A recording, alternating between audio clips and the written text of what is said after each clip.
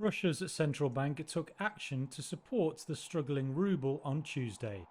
It hiked its key interest rate by 350 basis points to 12%. The move comes after the ruble fell past the 100 threshold against the dollar on Monday.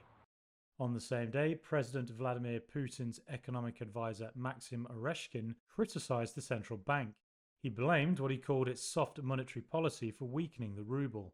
Hours after Oreshkin's public criticism, the bank announced the emergency meeting. Analysts largely agreed the move would not have a long-lasting impact, particularly as the war in Ukraine drags on. The Russian economy has been hit by Western sanctions and soaring military spending. Yevgeny Nadorshin is chief economist at PF Capital.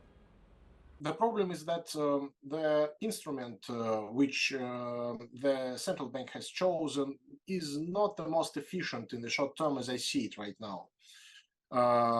But yes, it looks like it was enough in order to set a barrier around three-digit exchange rates. So the market no longer tries to attack it. And yesterday the dollar passed below, it slipped below that on the news that the central bank intends to intervene. But we don't see much of a success. In the morning, there were movements towards like 95, 93 rubles per dollar, but this ended up pretty quickly.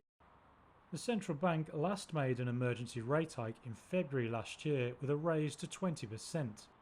It then steadily lowered the cost of borrowing to 7.5% as strong inflation pressure eased.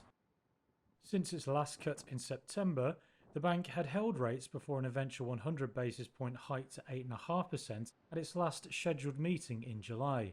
The next rate decision is due on September 15th. Annual inflation is now above the central bank's 4% target and speeding up. Russia's widening budget deficit and a labour shortage have contributed to rising inflationary pressure this year. But the ruble's quick slide from around 70 against the dollar at the start of the year to more than 100 on Monday pushed the central bank to act. The bank blames the ruble's slide on Russia's shrinking current account surplus, which is down 85% year on year in January to July.